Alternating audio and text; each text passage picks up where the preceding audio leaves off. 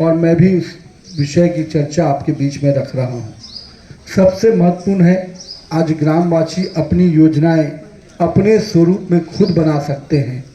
यहाँ की प्राथमिकता क्या है, किन योजनाओं को ग्रामवासी इस योजना के अंतर्गत करना चाहते हैं, उसकी पूरी स्वरूप बनाने का अधिकार ग्राम के लोगों को दिया जाना इस योजना की सबसे बड़ी फ़ायदा है। और ये कहीं ना कहीं आम लोगों को, ग्राम के लोगों को योजना बनाने का अधिकार देना प्रधानमंत्री जी का बहुत ही अच्छा पहल है। இந்த திட்டத்தினுடைய பல்வேறு லாபங்கள் இருக்கின்றது. குறிப்பாக இந்த புதிய திட்டத்தின் மூலம் நம்முடைய கிராமத்தில் இருக்கக்கூடிய இந்த பகுதியை வாழ் மக்கள் நீங்களே இந்த கிராமத்துக்கு உகந்த திட்டத்தை நீங்களே வகுத்து கொள்ளலாம். அதற்கு ஏற்ப அந்த நிகழ்ச்சியை நீங்களே வகுத்து கொண்டு அதை நீங்கள் நடைமுறைப்படுத்தலாம் என்கின்ற ஒரு நல்ல செய்தியை கூட சொல்ல கடமைப்பட்டு இருக்கின்றேன்.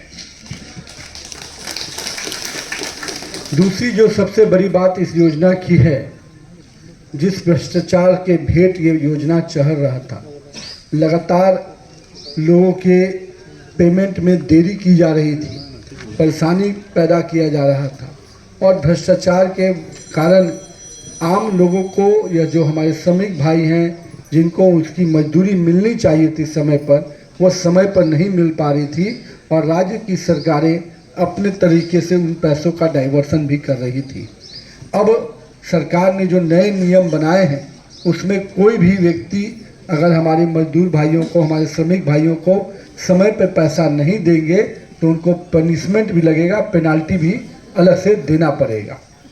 இந்த திட்டத்தில், பழைய திட்டத்தில் பல்வேறு குளறுபடிகள் இருந்தது. மத்திய அரசாங்கம் நேரடியாக உங்களுக்கு இந்த பணத்தை எல்லாம் கொண்டு வந்து சேர்க்கின்ற அந்த விஷயத்தை செய்தாலும் கூட இங்கே இருக்கக்கூடிய அரசாங்கம் உங்களுக்கு கிடைக்க வேண்டிய பணத்தை சுரண்டி பல்வேறு ஊழல்களிலே ஈடுபட்டு தொடர்ந்து இந்த கிராம மக்களை வஞ்சித்து வந்து கொண்டிருந்தார்கள். அது இப்பொழுது நிறுத்தப்பட்டு புதிய திட்டத்தின் கீழே, இப்போ நாம் அறிவித்திருக்கக்கூடிய புதிய திட்டத்தின் கீழே நேரடியாக நாம் கொடுக்க வேண்டிய பணம் முழுமையாக உங்களிடத்தில் வந்து சேரும் அப்படிங்கிறதை சொல்ல கடமைப்பட்டிருக்கின்றேன். हम सभी ये जानते हैं कि माननीय प्रधानमंत्री श्री नरेंद्र मोदी जी भ्रष्टाचार के विषय पे एकदम जीरो टॉलरेंस रखते हैं। उनका मानना है कि अगर गरीब के लिए दिल्ली से 1 रुपया चल रहा है तो सीधे गरीब के खाते में पहुँचे और कोई भी बिचौलिया उस पैसे पर अपना हक मारी न करे। इसके लिए उन्होंने जनधन खाते के माध्यम से हर पैसे को डायरेक्ट बेनिफिशियरी के अकाउंट में भेजने की जो योजना बनाई, उसका लाभ आज ये है कि हर गरीब के खाते में दिल्ली से अगर 1 रुपया चलता है तो गरीब के खाते में 1 रुपया पहुँचता भी है। லஞ்ச லாவண்யம் இல்லாத ஒரு நல்ல அரசாங்கத்தை கொடுக்க வேண்டும் என்பதுதான் நம்முடைய பிரதமர் நரேந்திர மோடி அவர்களுடைய கனவு. அதை நினைவுபடுத்துகின்ற வகையில் 1 ரூபாயாக இருந்தாலும் சரி, நம்முடைய மத்திய அரசாங்கத்தின் பணம் இங்கே கீழே அனுப்புகின்ற பொழுது நேரடியாக உங்கள் வங்கி கணக்கில் எந்த இடர்பாடுகளும் இல்லாமல், யாரிடத்திலும் கமிஷன் பெறாமல் நேரடியாக அந்த பணம் உங்களிடத்தில் வந்து சேர வேண்டும் அப்படிங்கிறது தான் நம்முடைய பிரதமர் नरेंद्र मोदी அவர்களுடைய திட்டம். अब यहाँ की डीएमके की सरकार को इसमें मुनाफा दिखता था।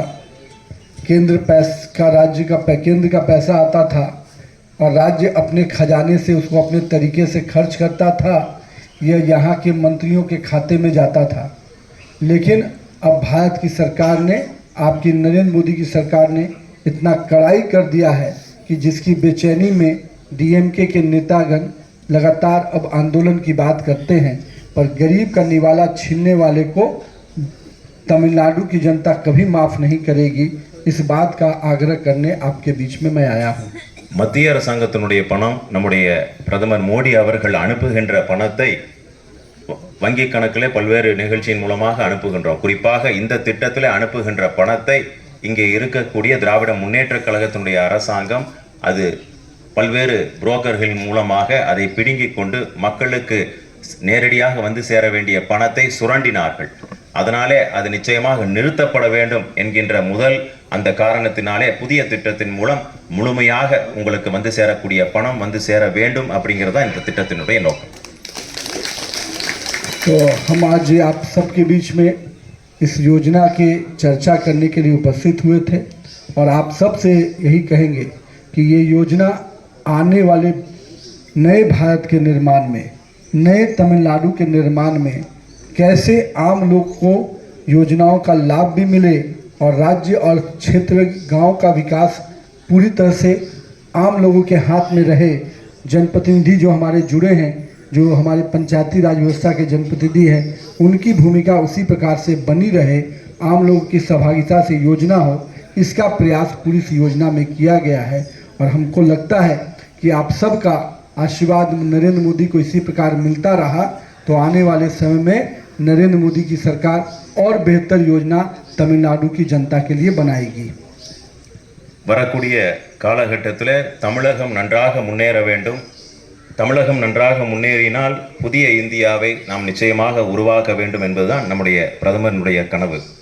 அவருடைய ஒரே செயல் திட்டம் கனவு, சாதாரண மக்கள் என்றைக்குமே கஷ்டப்படக்கூடாது.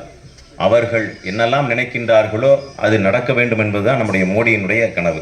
இங்கே நாம் பார்க்கின்றோம், நம்முடைய பஞ்சாயத்து தலைவர் இங்கே விபி கந்தசாமி அமர்ந்திருக்கின்றார். அவர் பல்வேறு பணிகளை செய்து வந்து கொண்டிருக்கின்றார். அவருக்கும் கூட இந்த நேரத்தில் பாராட்டுக்கள். அதே போல ஒரே ஒரு விஷயத்தை சொல்ல கடமைப்பட்டு இருக்கின்றேன். மோடி அவர்களுக்கு நம்ம கிராமத்தில் இருக்கக்கூடிய மக்கள் நன்றாக வாழ வேண்டும். அவருக்கு கிடைக்க வேண்டிய சலுகைகள், பணம் சரியான முறையிலே கொண்டு போய் சேர வேண்டும் அப்படிங்கிறது தான் மோடி அவர்களுடைய பொன்னான திட்டங்கள்.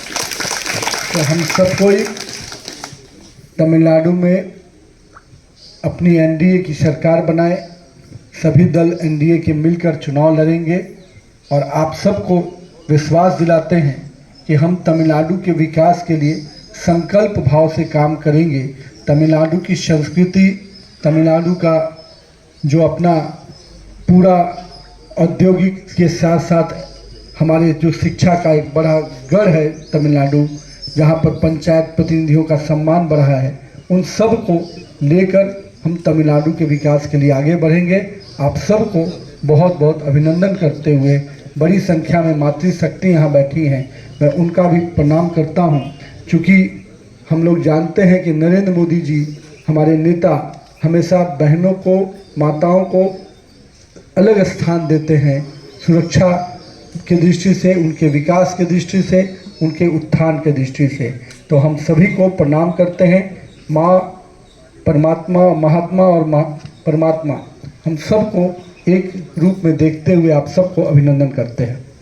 கூடிய காலகட்டத்தில் நிச்சயமாக அதனுடைய ஆட்சி மலரும் என்பதிலே எந்த சந்தேகமும் இல்லை.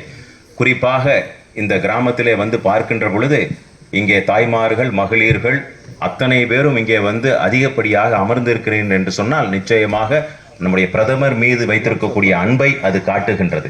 அதே போல மகளிர்களுக்கு தகுந்த பாதுகாப்பு, மகளிருக்கான வளர்ச்சி என்பதுதான் பிரதமர் நரேந்திர மோடி அவர்களுடைய நோக்கம்.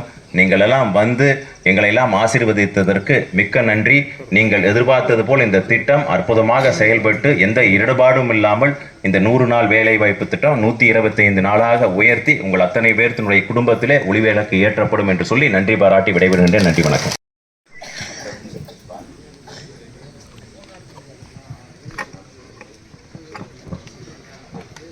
வந்திருக்கிற எல்லாருக்குமே ரொம்ப வணக்கங்க. என் பேர் இங்கே 100 நாள் வேலை திட்டத்தில் வந்து இப்போ 125 நாளாக மாறுதல் பண்ணி கொடுத்ததுல ரொம்ப சந்தோஷம். அதோட நேரடியாக அவங்களுடைய அக்கௌண்ட்டுக்கே பணம் வந்து போயிட்டு இருக்கிறது ரொம்ப ரொம்ப சந்தோஷமா இருக்கு. யார்கிட்டையும் அவங்களுடைய உழைச்ச பணம் போகாமல் நேரடியாக போகிறதுல ரொம்ப சந்தோஷம். அதோட அவங்களுடைய ஆதார் கார்டு மூலிமா அவங்களுக்கு வந்து பணம் போகுது. அதுக்காக நம்ம மோடிஜிக்கு தான் நாங்கள் நன்றி சொல்லணும்.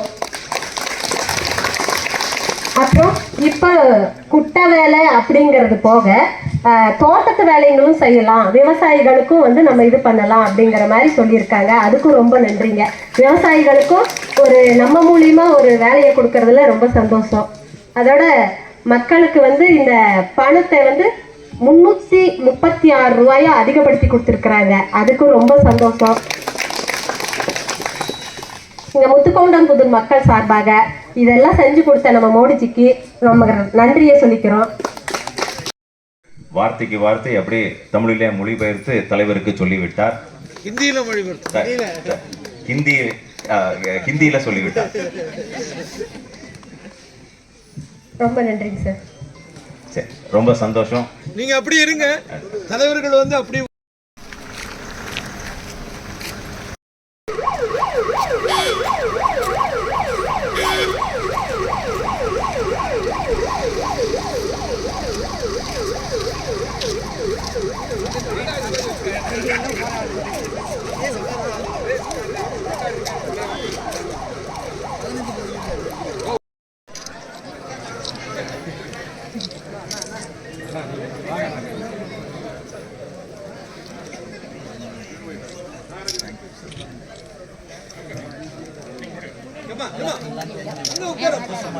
இடையில போயிருங்க.